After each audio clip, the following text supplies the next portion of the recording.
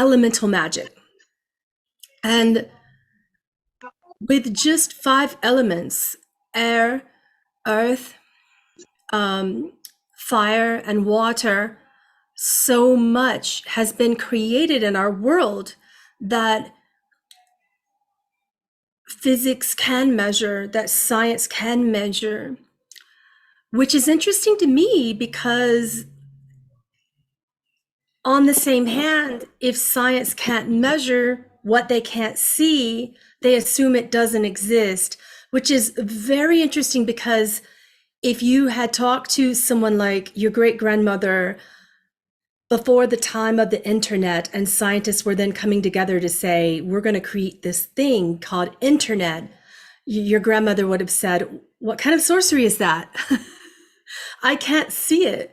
How can it be possible that I can email, plop a message to millions of people and click a button, and at the same time I would have access to a consciousness that I cannot see, and even be able to create a flourishing career out of it? So science, in a certain sense, has come so far and not far enough. So there's magic beyond that internet connection with something that we can't see, harnessing what is beyond the power of physics, perceived within it, to access that which was without it. So to assume logically that we can't do the same would be such a massive limitation. With just 5 elements, so much has been done and created in our world, and all of the things that we can see and even feel, and even that which is beyond the 5 senses in our world, created from the 5 elements, goes beyond what our mind can perceive and what our mind can measure and what our mind can dictate as reality. So when something goes beyond what we can conceive and measure from the mind, we call that magic. And in the understanding of elemental magic, mastering that is the key to accessing the Akash. As something as simple as understanding the wheel of the year, the circle of life, how life is life for what we can see and created from that which we cannot, is the key to the magic of the Akash. And when we can master all of those elements, we begin to perceive the Akash. And why is this important that we master the elements in order to perceive the Akash? Well, it's for the same reason that when you want physical health, you go to the gym or you work out or you go hike mountains like some of us do here. I shouldn't say us, some of Karen, Mary, and maybe the likes of you. And when you want to master mental health, you master the inner world of the mental psyche and not components of your aura. When you want to master the physical world, and when you want physical health and mental health, you do those things. So when you want spiritual health, accessing the Akash is the mastery of the elements that will do that for you, because it is you. So how, you're going to ask me how that's true. Well, our form is comprised of 72% water, most of us, 12% of the element of earth, that is your muscular skeletal system and the density of your bones and cartilage and venous systems and whatnot. That's all the form. That's about 12% of you. 6% is the breath and the air element that comes through your lungs. 4% is the fire that causes your brain to synapse, or causes synapse to go across the threshold of the brain, rather. And then your neurological system can create reactions that keep you alive. Fight, flight, freeze. And I think people have created another one these days that they're exploring within fight, flight, or freeze. So If you increase the proportion of Akash in your system, which by the way is a combination of all of those elements that you can perceive, such as water, earth, fire, all of those elements, then you access what is called a fifth element, which some may call it ether, some may call it, the element of proportion is what Leonardo da Vinci called it. When all the four elements were together, when all the four elements were together, there was a fifth one that he identified as the element of proportion, which was at the time beyond the scientific perception. So when you combine all those elements and you're balancing that out in your system naturally, the access to the Akash will become as quick as telepathy is to a mental channel, as quick as feeling is to the clairsentient channel, the empath, as clear as how you feel something when you're an artist and you're feeling something, and that's going into the mastery of your paint. And that tends to just happen as it does. So when you combine all those elements naturally in your life, you begin to have this ability to perceive. And when you don't have enough of the Akash element, that element of proportion in your life, your ability to perceive beyond that which is seen remains very low.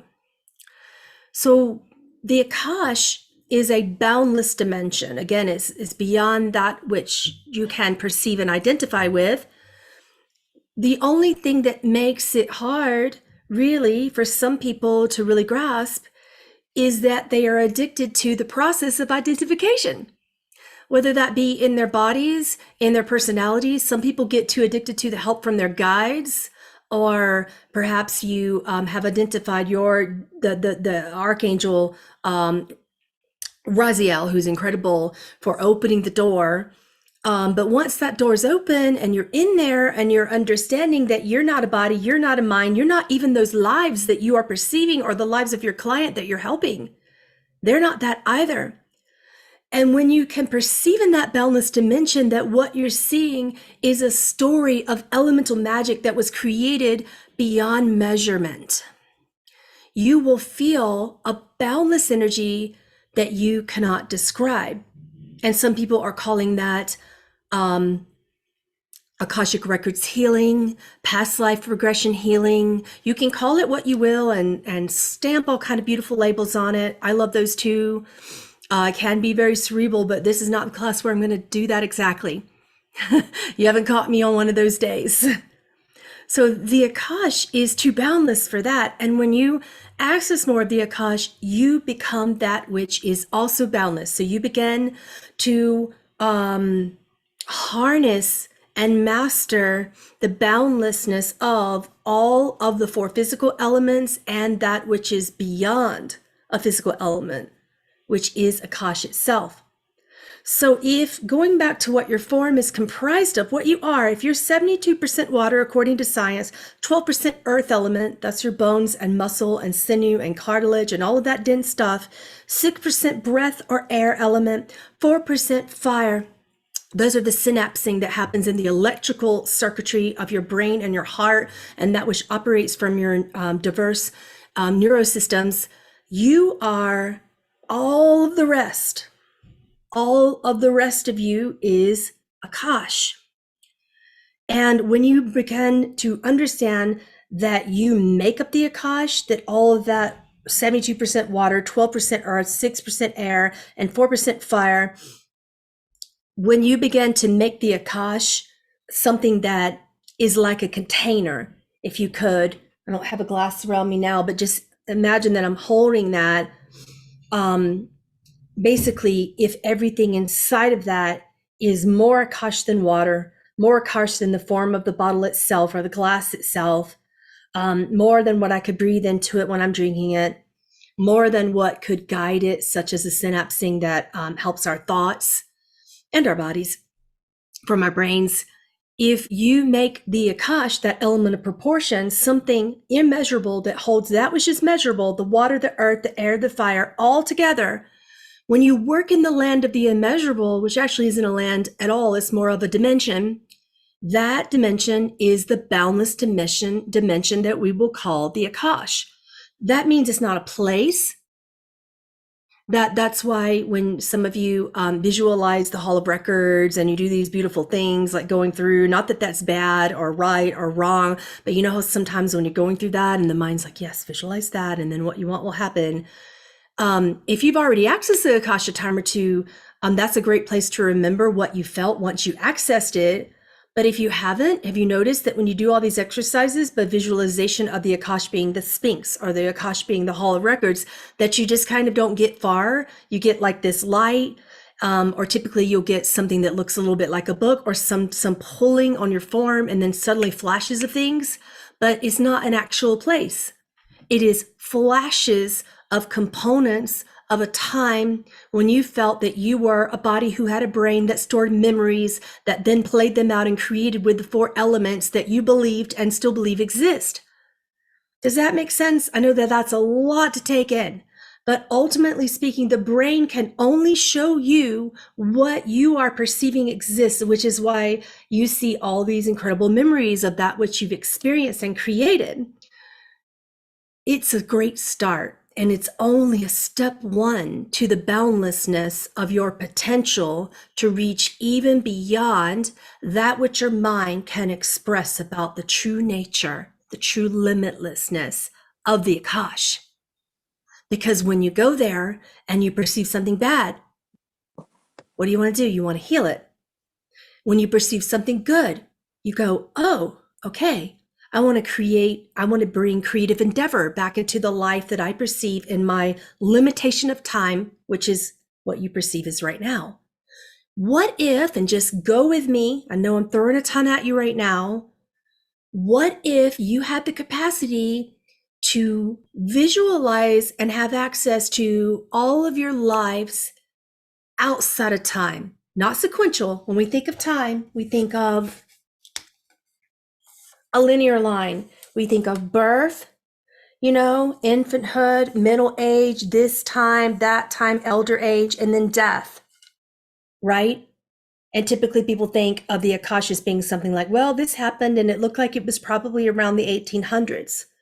Okay, well, I'm here now, so that was a long time ago. That's the first thing that the limited mind thinks. True?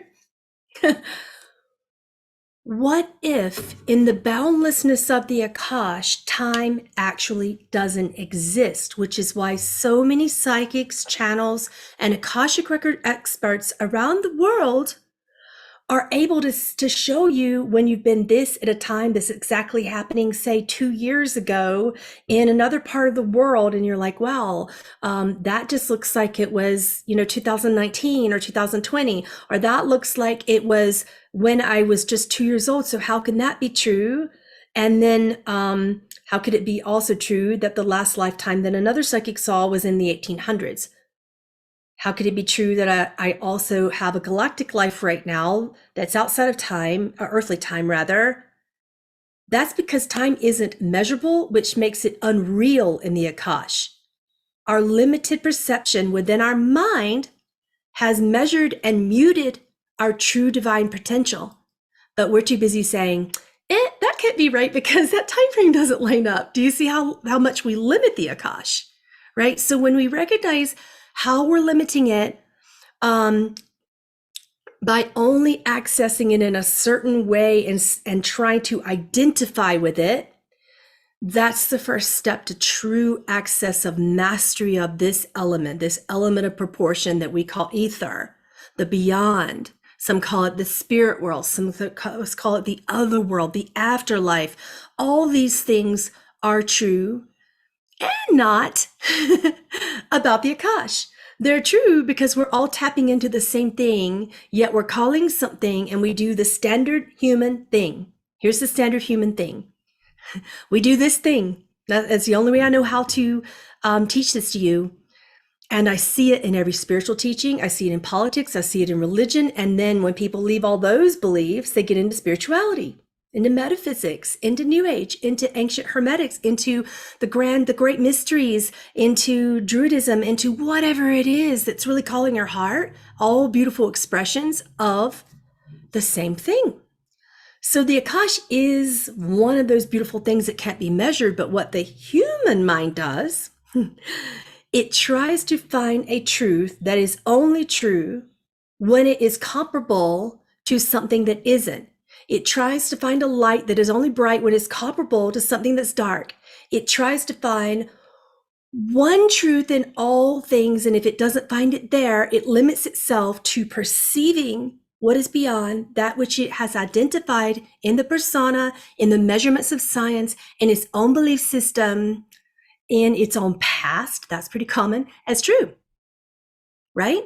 So when we can get beyond the psychological, the physiological identifications, and even the scientific identifications and historical identifications, the philosophical, the religious, all of those identifications, then we can view the Akash in its true, limitless, boundless nature. And when we do that enough, it actually becomes us.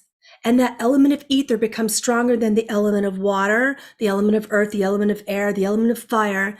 It begins to become so much stronger that it proportions and balances all of the other elements. And then we could do things like channeling, healing ourselves, instant access to miracles, which, by the way, all of our ancestors did and currently do all the time, like the snap of the finger. And then we have that same access. And the only thing we need to do is master the 4 elements that we can currently perceive until we can grasp that which was beyond it and is beyond it without perceptual, physical, and psychological limitation systems. Does that make sense? Are you following me? Okay. So being that the Akash is this boundless dimension, when you access more of it, you become that. You become boundless. And why is that? Well, because the elements don't honor your limits. They don't honor your boundaries. They don't honor your ignorance. They don't honor your identifications that have caused such ignorance. And notice I didn't say stupidity. Ignorance just means we just don't know, right? So this is just our choices because we don't know something that's beyond it. The mind can't know what is unknowable.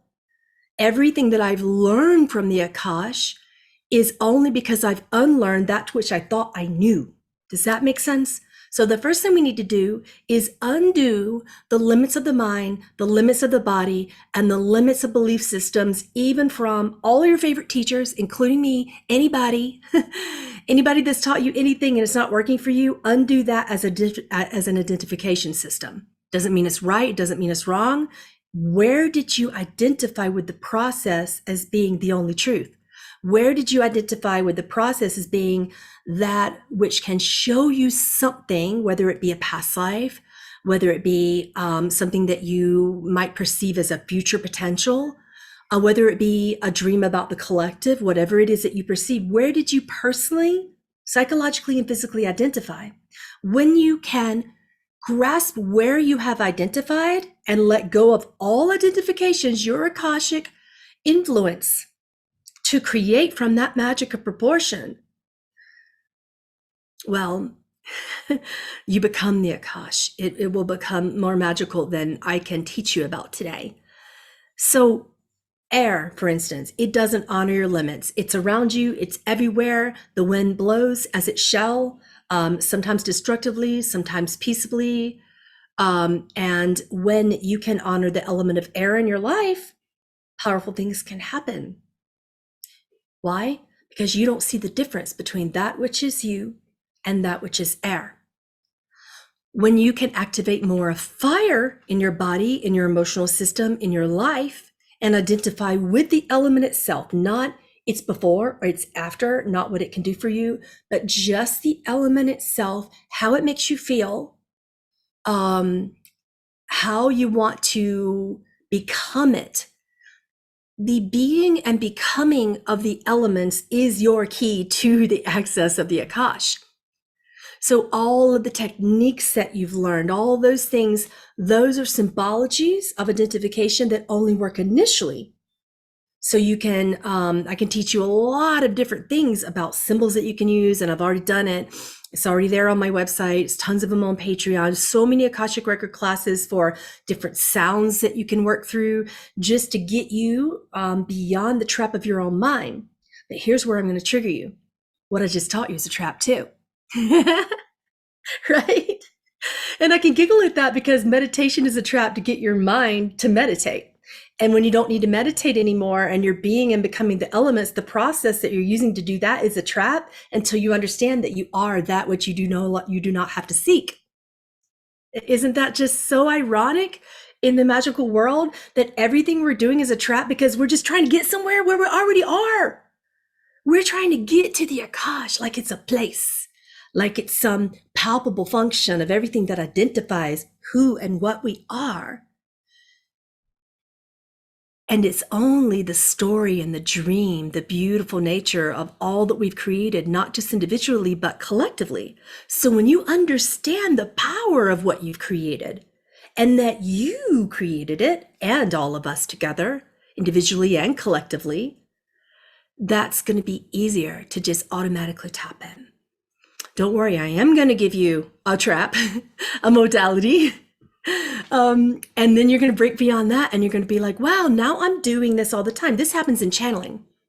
People who channel accidentally honor the Akash all the time. We have no choice in the matter. So what if it is as simple as all the things you're hearing in the breath techniques? When you're mastering that breath, that's why suddenly you get that proportion of the Akash. And then suddenly your visions relate to creation points of existence where there was suddenly more breath practices or suddenly more open spaces, suddenly more times that represent the emotion that the element of air present as well, such as freedom and liberation and ideologies and concepts within that particular lifetime of how you liberated yourself. That's because you accessed the element of air before you did any of the traps, any of the walking through the door, going down the long tunnel. For those of you who have gone through the breathing techniques in regression, where you do the slower and lower technique, do you know why that works? Because you're calming your mind enough to breathe. It's the element of air. As you do that particular technique, it's only a trap to get you to breathe. And then suddenly you're calm enough to get to where you already are and say that you went somewhere else, called the Akash. I know that this is a way that is just very different, likely, than what you've learned before. But the way that I would like to teach you to access the Akash is so simple because you're already there. It's not in you. It's not out here. It's not beyond the tunnel. It's not opening a door. It's not, begging Raziel, even though those things will get you past your mind. And we could talk about all those things today because it gets you past your mind. But every time I'm going to teach you how to get you past your mind, notice that I will teach you something that activates one of the four elements so that you can access the fifth, pull it all together, and then suddenly the Akash is like, boom, in your face. Telepathically, downloads of it, visions of it. The problem with that initially is that it goes very quickly. It goes very quickly. So there are many modalities or traps that we will teach you to get beyond the basic trap of the mind and the body today, that when combined with certain pieces of elemental magic, can help you understand how to become your Akash. When you are being and becoming your Akash, you can do that for your clients because, by the way, there's no such thing as other in the Akash. They're all you. Every single one of us. All the deities, all the demons, all the angels, all the gods, deities, lords, source, the universe itself. So when we access that, we're all working together. The more we access that, not just individually, but every time you work with one of your clients for even a brief moment of time and you help them access their Akash, not just showing them, but showing them and getting them to do it and then really feeling into what's happening, right? when they understand what you're showing them and they're feeling it, not reliving it, not experiencing it, not going through the trauma all over again, but just perceiving it, perceiving something which already is, and in the realm of time was, or if you're working with the realm of the future, has a great potential to be or become. You eventually stop thinking about whether it's past, whether it's future, whether it's your childhood, what period of time it happened in, and you begin to honor the element that's working with you, as you, through you, to help you become that. And when you do that, you're accessing all of these other fractals of divinity that you call you in past lifetimes, that you give names and personas and even birth dates and deaths. The truth of it is, we only do that because we perceive everything as separate. And the more we perceived and the more we create in the Akash, the more separation the mind perceives when we operate with the belief that we are that of form. Does that make sense? That's how time can exist and not exist simultaneously. All right. So that mastery of the elements, when you understand that, when you're less afraid to be and become those elements, when you understand your power to utilize the magic that is beyond that of your common languaging systems, and we're going to talk about that in just a second, that is the quickest modality to tap right into the elements. So this is why we use sacred languages. This is why the Druids speak languages that are basically unintelligible today. This is why light language is important, because we don't know what it is. And when we don't know what it is, one of two things will happen. We will become afraid or we will become masters. Right? And even sometimes when we're afraid, we still can just identify, okay, the mind is afraid, the ego's afraid. I still want that. Right? Right? So just because you're afraid doesn't mean that you need to stop. So utilizing the sacred shapes, particularly the ancient sacred shapes that most people don't remember anymore, visualizing them. You can hold them out on an index card in front of you. You can memorize them and visualize them in your mind's eye, but that's not just it. When you utilize sacred language and you say or sing it, you are also breathing. The first thing you did when you became form was breathe, right? So when you decided to pretend that you were form, came out of your mother's body and you took a big breath, well, then you got afraid, right? Most people would cry. The inner child does the same thing.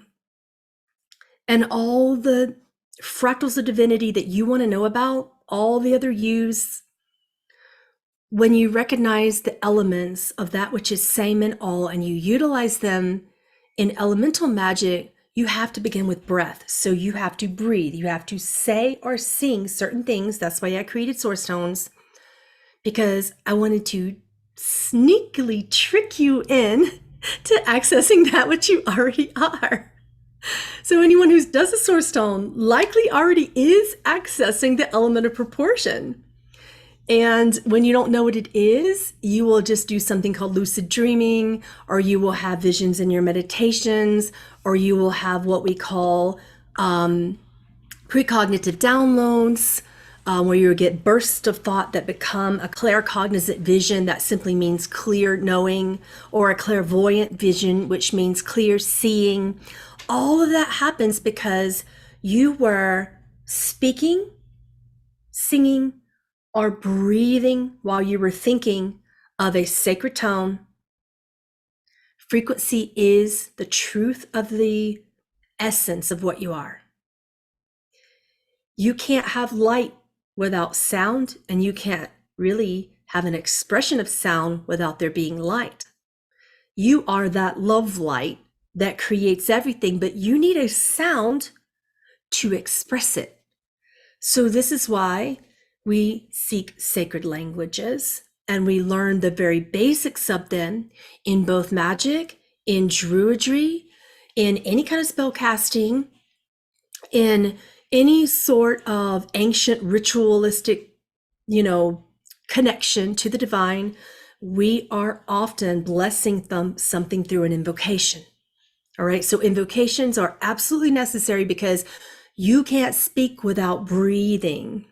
I can talk 1,000 miles per minute as I've exhibited clearly to you today. And that is because I'm a master of breath. It might be the one thing I've mastered in this lifetime that can actually activate all the other things that you think are so tricky and cool. It's only because I breathe. I breathe constantly. You'll hear me just go, you know, constantly, constantly. And if you've ever watched me sing, that is the mastery of that. I can sing for longer than anybody can talk generally without breathing. You'll just observe it. I can play the didgeridoo in the same manner, the flute in the same manner, and a lot of notes before I stop and take a breath. That's called measured breathing. So in the practice that I'm going to teach you today, which is your first trap to get beyond the trap of your own mind, we're going to be using the same sacred shapes. So who's been to my classes? I've taught you these shapes over and over and over and over and over again. So let me see. Now, have you made me host to where I can show you something? Like if I share the screen, will you, Karen, will you be able to, will people be able to see it? Let me see if I can know how to do that. If you just click on, I believe it is participants, Okay. and then you'll see me there at the top along with you.